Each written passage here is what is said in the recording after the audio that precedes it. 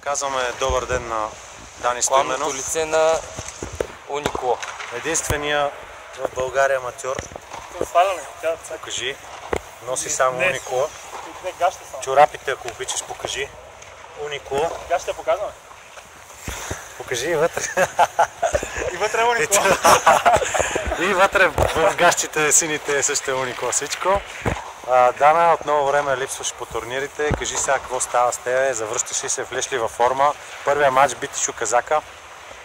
Първия матч бих 6-3. Играх не много добре, но той игра по-зле от мен. Връщам се във форма, чувствам се гордо добре, така напипвам се тайминга вече и стига да не ме тормозят нощните смени, които не ми дават така много възможност да играя редовно.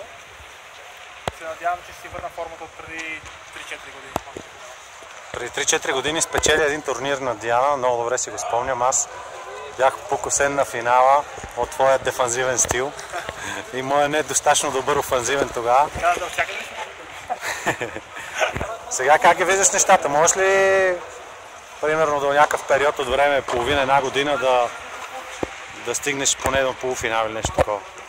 Ами вече нивото на тениса, на аматьорски тенис в България много се дигна и ще е доста трудно да стигна дори полуфинал, защото знаеш, че не е като едно време, когато с тебе стигахме финали и полуфинали. Ти сега много надгради над тогава, но аз имах редица контузии, които ме спираха да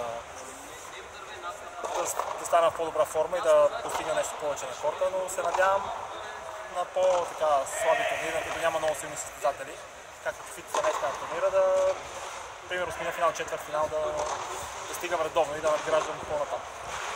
Докато беше в Русия, имаше 7-8 титли от там, от техните любителски турнири, някакво по-ниско ниво. Кажи само две думи за тях, много хора не знаят и кажи името на Казаков, както го наричаме Казака, помогна ли ти, понеже има нещо руско за победата, се надъхаш? Тишо по принцип отзад напред, ако почна, Тишо ми е удобен противник.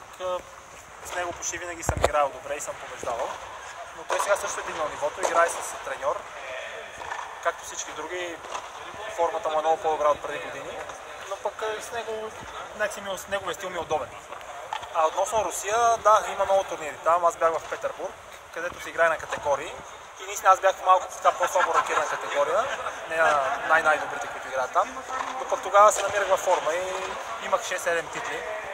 И се надявам сега също да усетя вкуса на някои трофеи, защото не съм печелил титла от 2013 март месец. Значи вече от 2 години и половина нямам титла и се надявам някой ден да спечеля пак.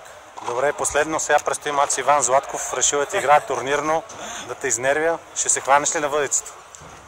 Ами аз в момента не се намирам в добро кондиционно състояние, защото тази нощ почти не съм спал. И за мен заради това е фаворит в матча, плюс това е много добър състезател. И между другото с него играхме последните 2-3 седмици, никога нямаше победител, винаги наравно свършвахме. И сега ще се види, ще игра освободено и каквото стане. Добре, thank you и успех!